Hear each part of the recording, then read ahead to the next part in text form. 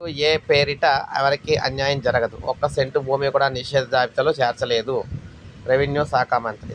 ఏ ఒక్క అర్హుడికి 22(a) భూముల పేరిట అన్యాయం జరగదని, కొత్తగా ఒక్క సెంటు భూమి కూడా నిషేధ జాబితాలో చేర్చలేదని రాష్ట్ర రెవెన్యూ, హౌసింగ్ శాఖ మంత్రి గారు తెలియజేశారు. 22(a) దరఖాస్తులు, ఫిర్యాదులను నిర్ణీత గడువులో పరిష్కరించాలని అన్ని జిల్లాల కలెక్టర్లకు మంత్రి ఆదేశాలు జారీ చేశారు. సో 22(a) నిషేధ భూములకు సంబంధించిన వివిధ అంశాలపై మంత్రి సమీక్షించారన్నమాట.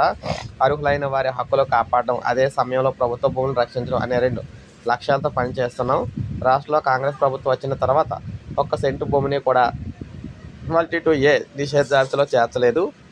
వివాదాలు లేని భూములను నిషేధ జాబితాలో చేర్చాలన్న ప్రచారం పూర్తిగా అవాస్తవం. 22(a) అంశంలో ప్రభుత్వ ఆలోచనలు, సూచనలకు అనుగుణంగా అధికారులు పనిచేయాలి. అర్హులైన వారికి న్యాయం చేయడం ప్రభుత్వ బాధ్యత. నిషేధ జాబితాలో ఉన్న భూములను సమగ్రంగా పరిశీలించి చట్టబద్ధంగా నిబంధనల మేరకు అర్హత ఉన్న భూములను గుర్తించాలి. ప్రతి కేసును వాస్తవాలు, రికార్డులు, చట్టపరమైన అంశాల ఆధారంగా పరిశీలించి నిర్ణయం తీసుకోవాలి. ఇది క్యూర్ పరిధికి సంబంధించిన అంశమైన ఇందులో వచ్చిన ఆదేశాలను రాష్ట్రంలో అన్ని జిల్లాల కలెక్టర్లు, రెవెన్యూ అధికారులు, స్టాంప్స్ అండ్ రిజిస్ట్రేషన్ అధికారులు తప్పనిసరిగా అమలు చేయాలని చెప్పారనమాట. ఇక తహసీల్దార్, ఆర్డీఓ, సబ్ కలెక్టర్, జిల్లా కలెక్టర్ స్థాయిలో వచ్చే ప్రతి దరఖాస్తును సక్రమంగా పరిశీలించి అర్హులైన వారికి న్యాయం చేయాలి.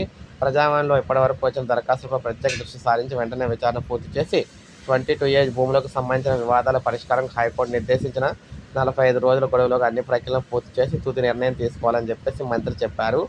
సో మొత్తంగా చూసుకుంటే భూములకు సంబంధించి ఎవరైనా సరే 22(a) నిషేధ జాబితాలో ఉన్నట్లయితే, అవి సక్రమంగా అర్హత ఉన్నట్లయితే వారికైతే విచారణ చేసి మళ్ళీ వారికైతే తీయడం అయితే జరుగుతుందని చెప్పేసి చెప్పారన్నమాట. సో ఇది అప్డేట్. ఒక లైక్ చేయండి, సబ్స్క్రైబ్ చేసుకోండి, మన ఛానల్ సబ్స్క్రైబ్